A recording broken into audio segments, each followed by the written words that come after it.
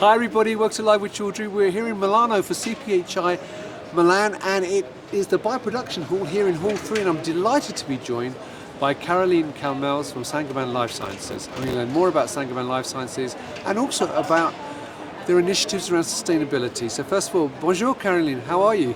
Good, and you? Very well, it's lovely to meet you.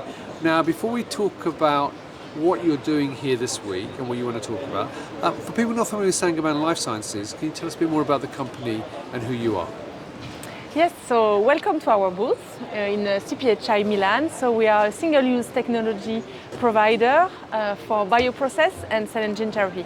So we are having some tubes and components. You have having components here. Yep. So bar blocks and clamps with pure fit TCL and also the pure fit TC.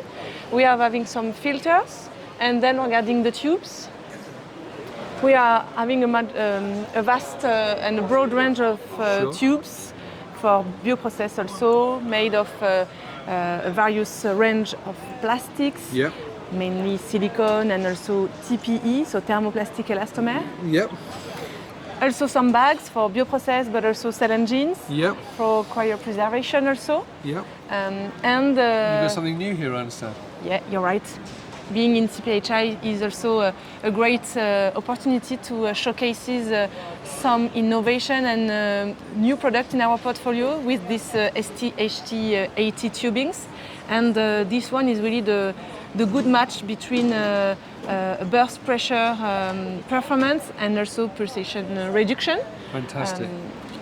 And also on the top of this, we have also some assemblies custom made for our customer. Right, brilliant. Now, I know you want to talk specifically about one topic though this week, and that's sustainability. So my first question is, why is sustainability such a huge issue in this space and for Saint-Gobain? Yeah, it's really a priority for Saint-Gobain, and what we see in biopharma industry is that as other industries, there is some impact regarding carbon emissions with some processes that emit. We have some clean rooms, and also it's made in clean rooms for the drugs part in our customer side. And there is also an aspect on waste generated due to the single-use technology. There are many benefits of switching to single-use technologies. It's more flexible, and it's also very performing for our customers. But we face also the challenge of end of life of these products.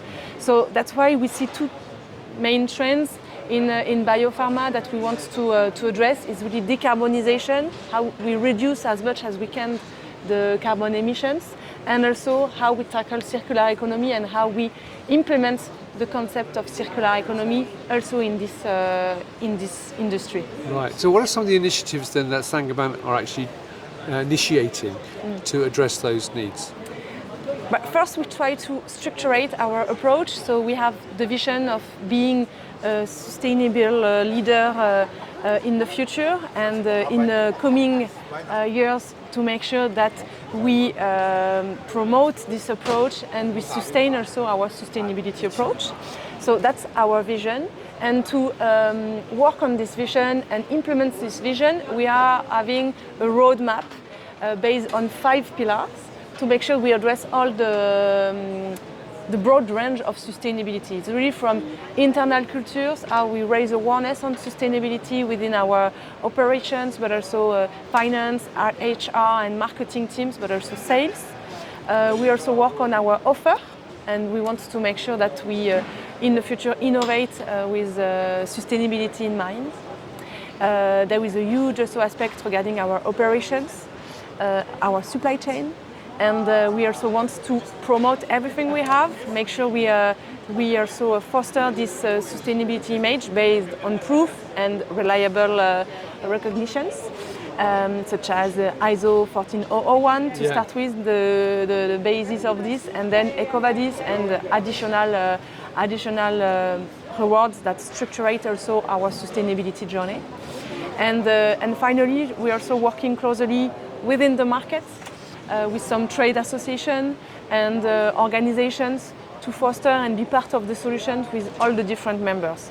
So that's our roadmap based on 5 pillars. Fantastic. Now, one question, going back to the single-use technology you've got in as a company. Obviously, we're in the bioproduction hall here at CPHI, and there's other companies here offering single-use solutions.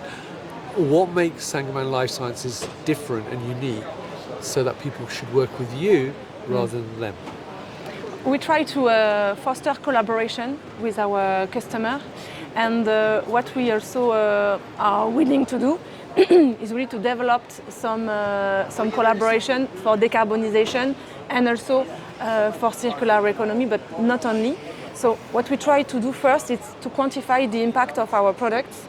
So we are having internal skills for developing life cycle assessment. Yeah. So you take this bar block and you are just listing all the raw material you need, which process you need to produce this, and how you will package it and send it to the customer.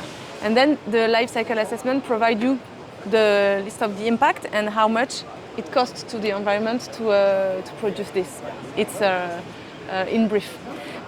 So we are one of the first of having this data, and we are sharing this with our customer on demand because it helps them to then quantify their scope 3 and better sees where the main contributor comes from.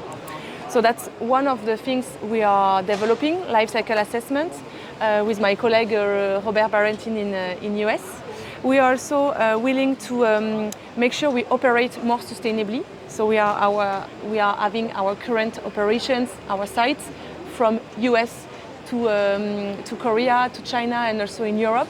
And we want to make sure that in all of this process, we are reducing as much as possible the emissions, the water consumption, but also the waste generation. And regarding this, we are really fostering the recycling partnerships. So any scrap we are producing, we want to make sure they are recycled and not landfill or incinerated. Regarding water, we are also tracking all the wastewater consumptions, and we try to implement some closed loop wherever it's possible, and to make sure that our operation is as much as sustainable as they can. What we see in our business is that our scope 1, so the direct emission, is really low or equal to 0 because we have our processes that are electrical. And then the scope 2, depending on the country, if it's based on renewable energy, it's also very low. And what we are having mainly in US, but not only, is being supplied by renewable energies through power purchase agreements, PPA. So it's really making the scope 2 lower. And Suwa, so our Japan site, is already neutral, net zero carbon in scope 1 and 2. Scope 3 is huge as all the industry and all the company, but at least scope 1 and 2 is as low as possible, and we can now start on our scope 3. Fantastic. So there you go, viewers. Now, if you'd like to learn more about Saint-Gobain, and you're here at CPHI, come to Hall 3, the Bioproduction Hall. Come and talk to Caroline and the rest of the team here at Saint-Gobain Life Sciences. They're in Hall 3, as I say, stand 3F125, and learn more about that. If you cannot make it, though, you can meet them at many other events across Europe and North America and the rest of the world, actually. And if you can't do that, follow them on LinkedIn and go to their website. So, Caroline, it's lovely to meet you. Enjoy your time in Milan, and I hope you have a fantastic show this week. Thank and you. Viewers, thank you for watching. Until next time, stay well and stay safe. Bye-bye. Bye.